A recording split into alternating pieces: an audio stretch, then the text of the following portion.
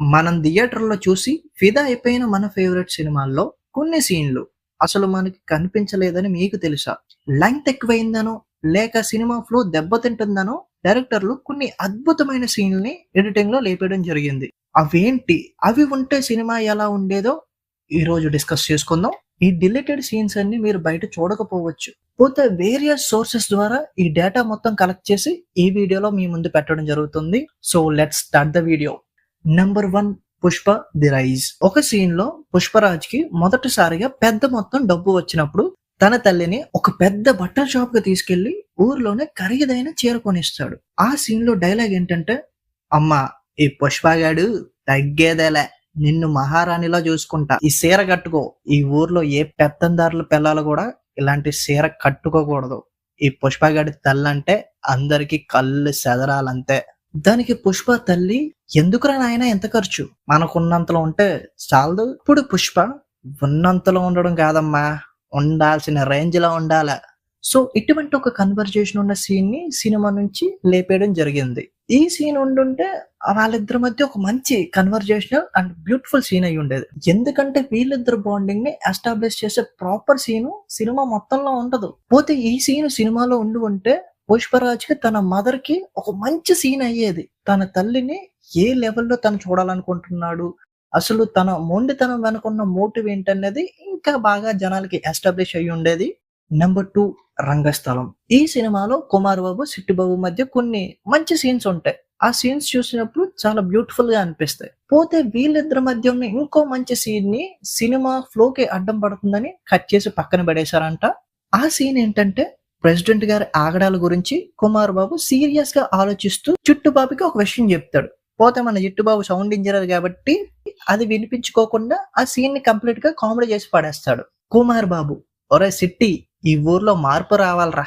దానికి చిట్టుబాబు, మార్పా ఎవరి దగ్గర అనియా, నా దగ్గర సిల్లర్ లేదు, అంతా నోట్లే. యాక్చువల్లీ ఈ సీన్ నేను చెప్తే ఎలా ఉందో తెలియదు కానీ ఈ సీన్ స్క్రీన్ మీద చూస్తే చాలా బ్యూటిఫుల్ గా ఉంటది. దానికి తోడు సెకండ్ హాఫ్ లో కంప్లీట్ గా సీరియస్ గా వెళ్తుంది సినిమా. ఆ సీరియస్నెస్ లో ఒక చిన్న కామెడీ డైలాగ్ పడినా నవ్వొచ్చేస్తుంది. అటువంటి కైండ్ ఆఫ్ ఒక సీనే ఇది. పోతే సుకుమార్ కంప్లీట్ గా సీరియస్ గా ఉన్న సినిమాలో ఇప్పుడు కామెడీ చేసి మళ్ళీ జనాలు మూడ్ ని మార్చడం అవసరమా అని ఆ సీన్ ని తీసేశారు. నెంబర్ 3, అర్జున్ రెడ్డి.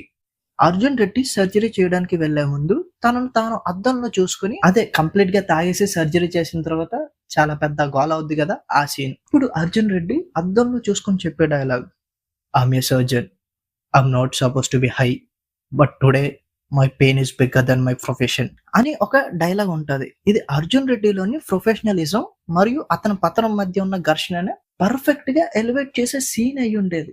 పోతే అప్పటికే 3 hours స్టార్ట్ అయ్యడంతో ఈ సీన్ ని కంప్లీట్ గా తీసి పడేశారు. అలాగే విజయ్ దేవరకొండ తన ఫ్రెండ్ రాహుల్ రామకృష్ణ ఇద్దరు కూర్చుని మాట్లాడుకునే సీను, మా ప్రేమని అర్థం చేసుకోకుండా సైకోలా ప్రవర్తిస్తున్నాడు ఇట్రా అని అర్జున్ రెడ్డి తిడుతున్నప్పుడు, ఇప్పుడు మీ ఇద్దరు ప్రేమించుకుంటున్నారు కాబట్టి తన కూతురు మీద తనకెంత ప్రేమ ఉందో చూపించుకునే అవకాశం అది. అది నీకు నచ్చట్లేదు కాబట్టి సైకో అనిపించవచ్చు. కాకపోతే వాడు తండ్రికి ఏం చేయాలో అదే పర్ఫెక్ట్ గా చేస్తున్నాడు. పోతే ఈ సీన్ సినిమాలో ఉండడం వల్ల అర్జున్ రెడ్డి క్యారెక్టర్ తో ట్రావెల్ అవుతున్న మనం కొంచెం సైడ్ ట్రాక్ పడతామేమోనని తీసి పడేయడం జరిగిందంట. కానీ ఈ సీన్స్ అన్నిటిని కూడా కలిపి డైరెక్టర్స్ కట్ వదిలిపెడతానని సందీప్ రెడ్డి వంగ ఎప్పుడో నా చిన్నప్పుడు చెప్పాడు. ఇప్పుడు దాకా వదిలిందే లేదు, ఇంకా వదలడు కూడా. Number 4, Jersey.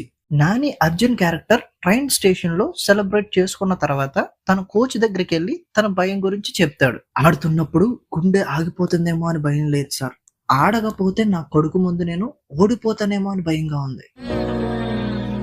ఇంత బ్యూటిఫుల్ ఎమోషనల్ కన్వర్జేషన్ సీన్ ని సినిమా నుంచి తీసేయడానికి గల కారణం, ఆల్రెడీ అప్పటికే వాళ్ళిద్దరి మధ్య బాండింగ్ ని చాలా సీన్స్ లో చూపించేశారు.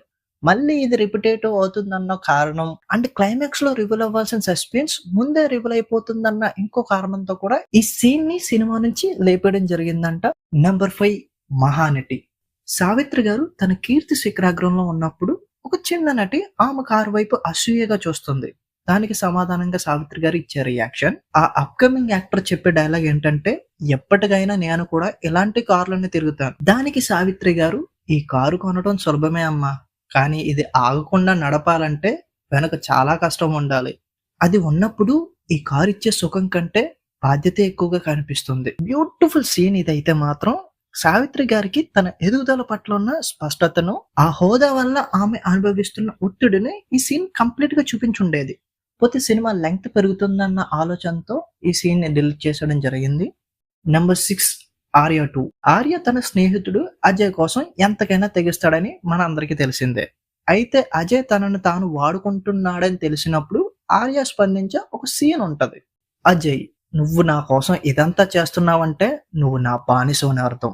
దానికి హీరో ఆర్య నవ్వుతూ, నేను నీకు బానిసని కాదు అజయ్, నా స్నేహానికి బానిసను.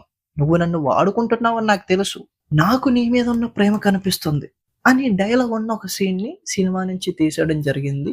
మేబీ ఈ సీన్ సినిమాలో ఉండుంటే ఇంకా అదిరిపోయి ఉండేది. ఎందుకంటే ఆర్య క్యారెక్టర్ అని సైకో యాంగిల్ వెనుకున్న స్వచ్ఛమైన స్నేహాన్ని ఈ సీన్ ఇంకొంచెం డీప్ గా ఎలివేట్ చేసి ఉండేది. ఇంకా నెక్స్ట్ జులాయి. రవీంద్ర నారాయణ్ అంటే మన బన్నీ తన తండ్రి తనిఖీల భరణితో తన తెలివితేటల గురించి వాదించే ఒక సీన్ ఉంటది. తండ్రి అంటాడు, నువ్వు షార్ట్ కట్ లో వెళ్దాం అనుకుంటున్నావు రవి, అది చాలా ప్రమాదం. దానికి హీరో, నాన్న రోడ్డు ఖాళీగా ఉన్నప్పుడు స్పీడ్ గా వెళ్ళడం నేరం కాదు, అది టాలెంట్. నేను ట్రాఫిక్ లో ఇరుక్కుపోవడానికి పుట్టలేదు, ట్రాఫిక్ ని దాటుకుంటూ వెళ్ళడానికి పుట్టాను అని హీరో రిప్లై ఇస్తాడు. ఇది హీరో క్యారెక్టరైజేషన్ ని పర్ఫెక్ట్ గా ఎస్టాబ్లిష్ చేసే సీన్ అవుతుంది. పోతే సినిమా ఫ్లో తగ్గిపోతుందేమోనని ఎడిట్ చేసేసారంట. పోతే దీనికి సిమిలర్ గానే సినిమాలో ఇంకో సీన్ ఉంటది. నాన్న నేను సినిమాకి వెళ్తే రో మొత్తం ఖాళీగా ఉండాలి అని అంటాడు. అప్పుడు వాళ్ళ నాన్న, ఒక పంచే రౌడీ అయిపోరా, రో ఏం కర్మ, థియేటర్ ఖాళీగా ఉంటది అని చెప్తాడు అనమాట. సో రెండు సీన్స్ చెప్పే మీనింగ్ ఒకటే. పోతే సినిమాలో ఉన్న సీన్ కన్నా ఇది ఇంకొంచెం డీప్ గా ఉందని నా ఒపీనియన్. ఇంకా ఫైనల్లీ యుగానికి ఒక్కడు. ఈ సినిమా రిలీజ్ అయినప్పుడు తమిళ్లో అంత బాగా పర్ఫామ్ చేయకపోయినప్పటికీ కూడా తెలుగులో ఈ సినిమా పర్ఫామ్ చేయడమే కాదు, ఒక కల్ట్ ఫ్యాన్ బేస్ తెచ్చుకుంది. పోతే ఈ సినిమా స్టార్టింగ్ 3 hours తీశారంట. కాకపోతే డైరెక్టర్స్ ఈ సినిమాని 2.5 hours కి తీసుకొచ్చారు. అంటే అరగంట లేపేశారు. పోతే చాలా ఏళ్ల తర్వాత డైరెక్టర్స్ వర్షన్ ని ఒకటి రిలీజ్ చేయడం జరిగింది. ఆ వర్షన్ లో సినిమాలో లేని కొన్ని డిలీటెడ్ సీన్స్ ని యాడ్ చేశారు. అందులో ఒక సీన్ లో రొమాన్సే న్యూడ్ గా కనిపిస్తూ తన భర్త టెస్ట్ చేయించుకోవడం కానీ, చోళ రాజ్యంలో వాళ్ళు పెట్టే టార్చర్స్ కానీ, వాళ్ళు ఏ విధంగా హింసిస్తున్నారు అన్న సీన్స్ చాలా డిస్టర్బింగ్ గా, చాలా దారుణంగా ఉంటాయి. అలాగే పార్థిబన్ క్యారెక్టర్ లో కొన్ని షేడ్స్ ఉంటాయి. వాడు డిఫరెంట్ గా ప్రవర్తిస్తూ ఉంటాడు కదా, ఆ యాంగిల్స్ అన్నిటిని కూడా ఈ అన్కట్ వర్షన్ లో కవర్ చేయడం జరిగింది. పోతే ఈ సినిమా మరి టూ మచ్ బోల్డ్ అయిపోతుందేమో అన్న ఉద్దేశంతో ఈ సీన్స్ అన్నిటిని కూడా ఎడిట్ చేసి పక్కన పెట్టేశారేమో. So that's it guys. ఈ వీడియో మీకు ఎలా అనిపించింది అన్నది కింద కామెంట్ చేయండి. వీడియో నచ్చితే ఒక లైక్ వేసుకోవడంతో పాటుగా పక్కనే హైప్ అన్న మీటర్ ఉంటది, దాన్ని ఎక్కించేసి ఇప్పుడు దాకా మీరు మా ఛానల్ ని సబ్స్క్రైబ్ చేయకపోతే please to subscribe boys and girls. ఒకసారి ఛానల్ ని చెక్అవుట్ చేయండి, నచ్చితే మాత్రం సబ్స్క్రైబ్ చేసుకోండి. Thank you.